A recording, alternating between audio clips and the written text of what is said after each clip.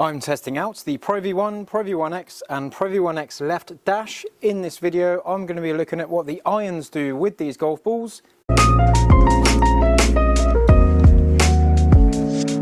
In an older video I have the wedges, and in a future video I will do the driver. But something to note is that we've got the 2025 Pro V1 and Pro V1X. The Left Dash golf ball has not been updated. It is not the 2025 version, but it is the most up-to-date version that is available. And the way that I would see that is that on the box we've got a new graphic on the 2025 golf balls, and then on the Left Dash we've got a different graphic. But the reason I think that is that the Left Dash play probably won't renew them as often because it's not as mainstream a golf ball. They sell a lot of the Pro V1 and Pro V1X, and the Left Dash is probably a lesser demanded golf ball. It's probably for a smaller portion of golfers, so they don't release it every year. They don't need to change the formula as often.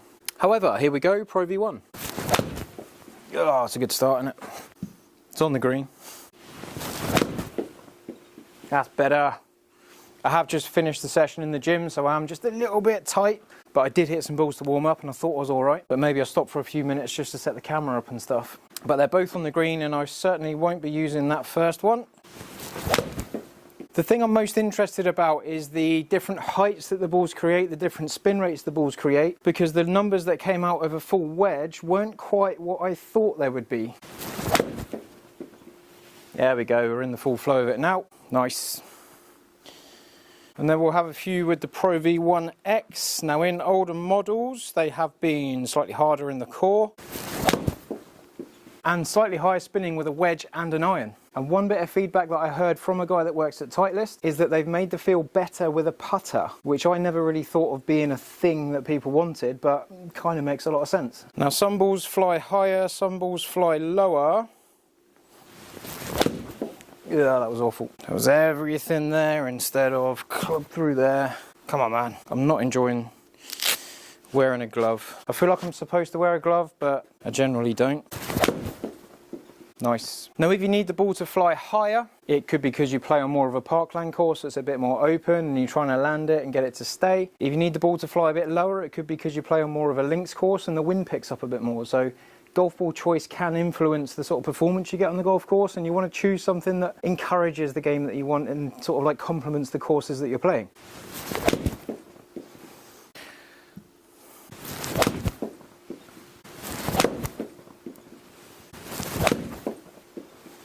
And you might think that a Pro V1's a Pro V1, and how much different could it be from year to year? But they do change the formula and they do change the performance of the golf balls in subtle ways. I heard recently that there's some tour players that will use like the Pro V1 from 2013 because it gives them the ideal launch that they're after. It gives them just the right spin rates and everything. And then another player will use the Pro V1 from 2019 because that's more ideal for that golfer. Now they'll keep a stash of golf balls in the warehouse for those tour players, but the golf balls that go out to the shops are the newer ones, the up-to-date ones, the ones that are current. Let's go, Left Dash. Not the best contact. Oh, my neck does feel stiff. But not too stiff. Oh, the Left Dash feels different, man. And I still can't put my finger on it. It just feels like it just comes off the face really nicely.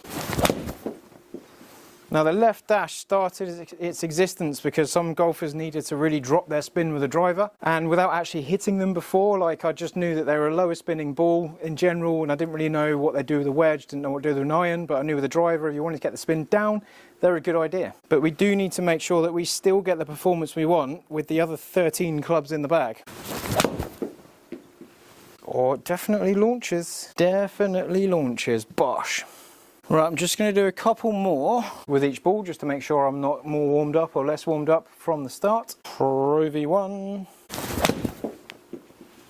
Yep, nice. Maybe half a groove low, tiny bit thin. Not always a bad thing.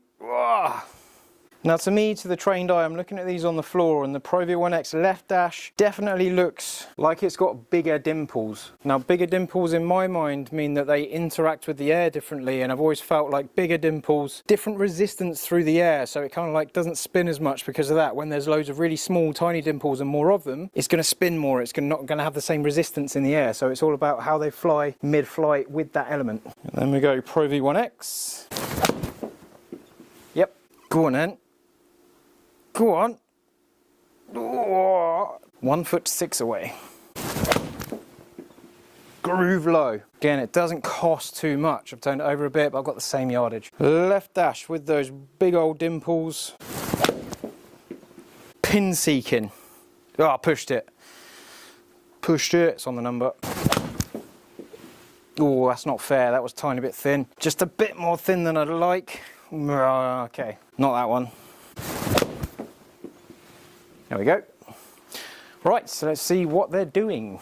So any outliers to take out? That thin one there on the left dash can go away. Pretty consistent. 2 shots I took out of the Pro V1X. Again, just missed strikes. The first shot I hit with the Pro V1, the rest of them were fine. Cool, okay, so peak heights. Pro V1, 108.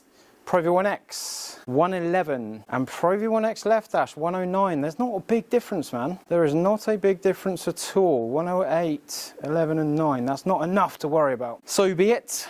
Angle of descent 48 with the Pro V1X, 47.7 with the Pro V1X Left Dash. So the Left Dash coming in a little bit shallower, Pro V1X coming in steeper. And then the Pro V1 in comparison is 47.9. That 47.9 just sits in between the two Pro V1X versions. Ball speeds, I've got the fastest ball speed with the Pro V1. Okay, I did not expect that. I normally get more ball speed out of a harder core ball, but so be it. Spin rates, basically what I would expect. No, it's not what I'd expect. I would expect more spin on the Pro V1X. Ooh. But lower spin on the Pro V1X Left Dash, so the Left Dash doing what I thought it should do. But again, I just wanted to test it just to see what it was. Lower launch, higher spin on the Pro V1. Now, I thought they'd made the Pro V1 lower spinning than the X to make it go further. But the Pro V1 going a decent distance, 184, 183, 186. I've got more distance out of the Pro V1X Left Dash because it's spinning less.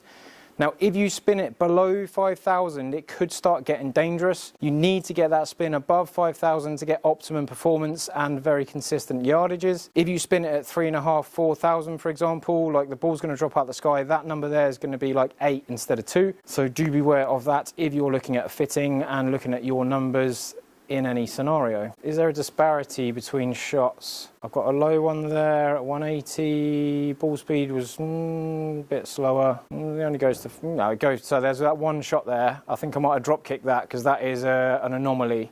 So to be fair, I want to take this puppy out and ball speed down compared to the others. The other one that's down is already taken out, the other one that's down is already taken out. Okay. So like 5.7 against 5.7, we're still looking like very similar. It's even more similar. Interesting. Yeah, we've got a 6 in there in the Pro V1. We've got a nearly 6 in the Pro V1. The Pro V1X, we've got 1 near a 6, but none over. I didn't expect that. But Left Dash definitely lower, definitely averaging lower. We've got 1 just touching under 5, touching under 5. That's why those 2 shots, well, that's why that one's gone a bit further because the spin crept below 5. It's staying pretty uniform to its flight. So I definitely expected the Pro V1X to be the highest spinning ball between the 3, but in this test it wasn't. That could be something to do with what they've done to change the feel in putting that's then had a knock-on effect further up the bag. But there's not a massive separation between that Pro V1 and Pro V1X. The main one that outliers and goes differently is the Left Dash. Lower spinning, more boring through the air, and a bit more distance because of it. Now, when I do the longest drive and the highest spinning ball test, I'm going to compare something like an AD 333 just so you can see how different these premium balls are to a normal sort of standard 2-piece golf ball, just to give it a bit of a benchmark. And I'm doing that because of someone's comment. Thank you very much. Just to get more appreciation for the difference in performance. But that's where we have the Pro V1, Pro V1X and Pro V1X Left Dash. What sort of things have you seen yourself? Because I did not expect that.